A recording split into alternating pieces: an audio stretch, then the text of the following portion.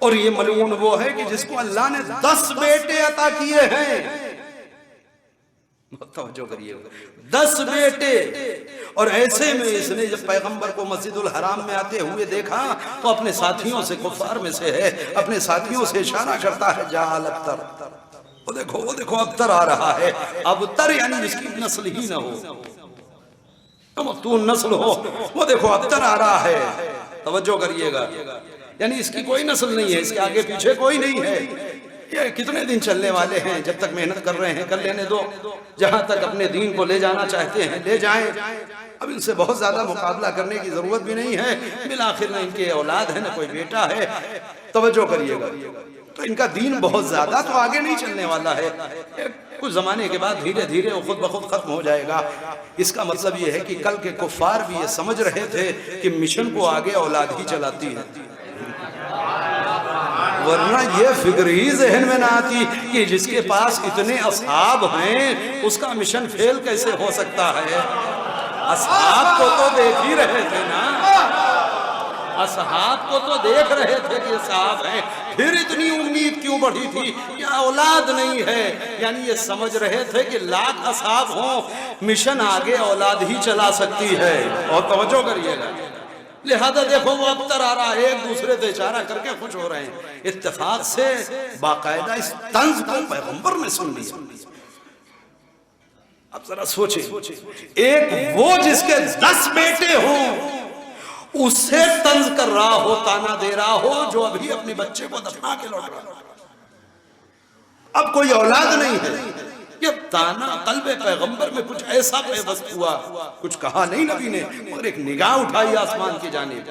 اللہ نے مژدہ سنا دیا، میرے پیغمبر کیوں گھبراتے ہو؟ اِنَّا أَعْطَيْنَاكَ الْكَوْثَرَ، اِنَّا أَعْطَيْنَاكَ الْكَوْثَرَ، ہم آپ کو کوثر عطا کر رہے ہیں. توجہ کریے گا، اگر کل سے ابھی تک کی بات میری واضح ہو سکی ہے تو شاید بات آسان ہو جائے. ہم آپ کو کوثر عطا کر رہے ہیں. اب اس میں بہت ساری تفسیریں اس کی گئیں، بالکل ویسے ہی جیسے مولا کے بہت سے معنی ہیں ویسے کوثر کے بھی بہت سے معنی ہیں. جیسے مولا کے بہت سے معنی ہیں ویسے ہی کوثر کے بہت سے معنی ہیں.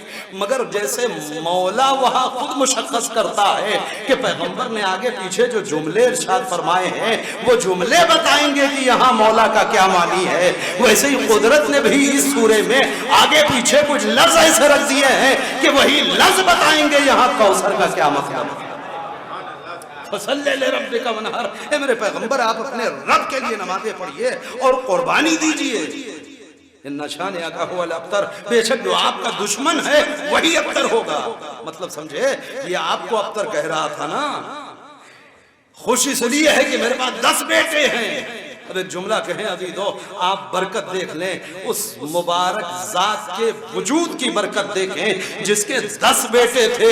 اس کی نسل کا دنیا میں آج کہیں کوئی پتہ نہیں ہے، کہیں کوئی پتہ نہیں ہے. آج تک آپ کو نہیں ملے گا کہ میں عاص بن وائل کی نسل سے ہوں. مگر جہاں تعداد میں صرف ایک بیٹی تھی، دنیا کے چپے چپے کے اوپر سادات کا وجود گواہی دے رہا ہے کہ دیکھنے میں ایک شہزادی تھی مگر اتنی بابرکت تھی. نہیں، ایسے نہ سمجھیں.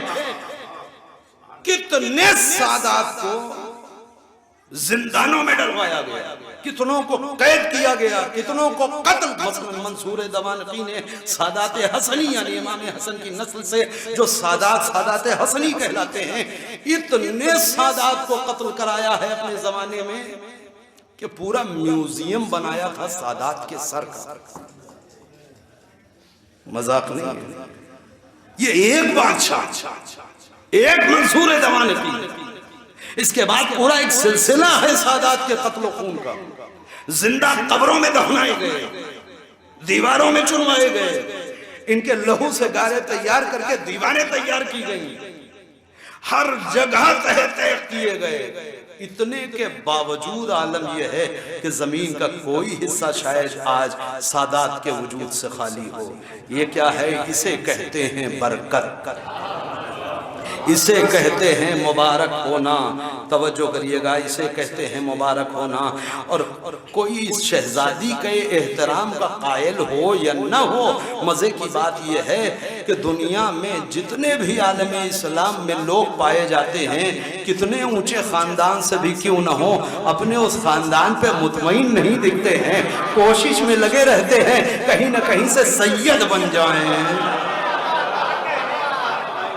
ارے آپ اتنے بڑے شہنشاہ کی نسل سے ہیں, اس پہ فخر کیجئے. اتنے بڑے نواب صاحب کی نسل میں ہیں, اس پہ فخر کیجئے. اتنے بڑے زمیندار صاحب کی نسل میں ہیں, اس پہ فخر کیجئے. کہا یہ سب مطمئن نہیں کرتا, فقیر رہیں مگر اگر سید ہو گئے تو قابل احترام ہوں گے. یعنی یہ نسل اتنی بابرکت ہے کہ دنیا کا ہر آدمی اس نسل میں جانا چاہتا ہے, اس نسل کا کوئی باہر نہیں جاتا ہے. ایک صلوات پڑھیں محمد والے محمد. ایک اور صلوات پڑھ لیں محمد.